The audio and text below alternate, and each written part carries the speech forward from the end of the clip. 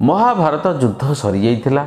चारिआडे एक निशून और निशब्द परिवेश, सबुआडे विषन्नता और खुशीर एक मिश्रण वातावरण। ठीक एतिक बेले महाराज युधिष्ठिर प्रभु श्रीकृष्ण पाखक आसी कहले, हे वासुदेव, हे सखा, हे मित्र, मु भावुची ये जो महाभारत युद्ध आमे कले ताथरे आमे अनेक पाप करिसंती, अनेक निरीह लोक मध्य आम हाथ में मृत्युर शिकार होती, आम हाथ रक्त रंजित होती, तेणु आम पाप करिसंती। चलतु आम समस्ते मिसी कौन तीर्थ स्थान को जीवा, जेते जहाँ तीर्थ स्थान सब आम ज्ञात सारे अच्छे जीवा, आउ पुण्य नदी में बुड़ पकाइबा, आम पाप थोईजीव। श्रीकृष्ण स्मित हास्य देले एवं कहले, देखंतु महाराज, मोर बहु कार्य बाकी पड़ी, तेणु आपण ये तुम्बा फल जहाँ लाउ सदृश एक फल, ये तुम्बा फलटी नियंतु मो तरफरु। आपण जो जो नदी में बुड़ पकेबे एवं जो जो तीर्थस्थान जाई जो ठाकुर को प्रणाम करेंगे, ये तुम्बा फलटी को सांगरे नहीं, या बुड़ पकाउे, या ठाकुर शरणापन्न करुवे, ताहले फेरी आसी मो तुम्बा फलटी मते देदेवे। ताही है पांडव 5 भाई एवं सपत्नी निज पत्नी मान सहित एवं अन्य मान सहित तीर्थरे बाहरी गले, बहु तीर्थ कले, बहु पुण्यतया नदी में बुड़ पकाइले, तापर स्वगृह प्रत्यावर्तन कले।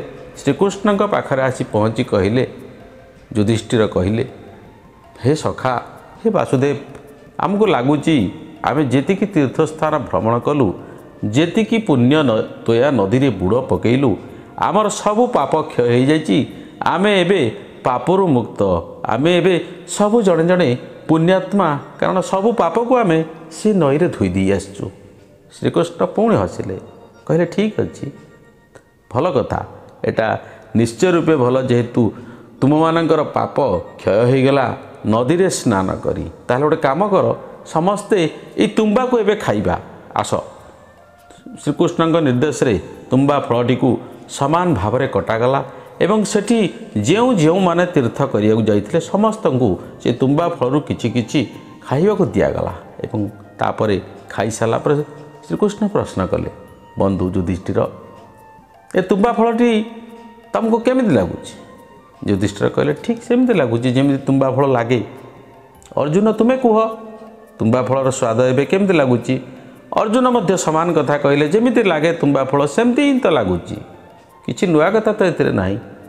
एवं आउ अन्य माने जो माने जाइथिले समस्त को दियागला। श्रीकृष्ण समस्त को गोटी गोटी गिरी समान प्रश्न कले, तुम्बा फलटी केमिति लगुच? समस्त को सही समान उत्तर आसिला, तुम्बा फल जेमिति लागे सेमिति ही लगुच। श्रीकृष्ण स्मित हास्य मारी कहले, महाराज युधिष्ठिर, आपण ज्ञानी गुणी लोक, आपण निश्चित बुद्धिजीवी, मते आउ कौन कहवा आवश्यक? युधिष्ठिर नतमस्तक हे कहले, हे प्रभु, हे सखा, हे वासुदेव, आउ लज्जित करंतुनी, आमे जानिगलु जे नदी रे धोइले, नदी रे गाधेइले किंबा तीर्थक्षेत्र भ्रमण कले पाप धोई जाएनी।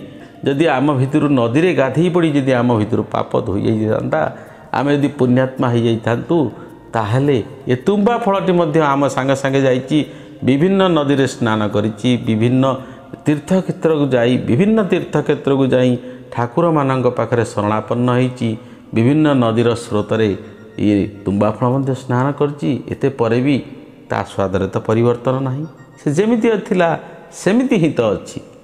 आमे केमिति परिवर्तन हबो? आम ये शरीररू पाप केमिति क्षय हबो? आमे केमिति पापरू अक्षय हबो?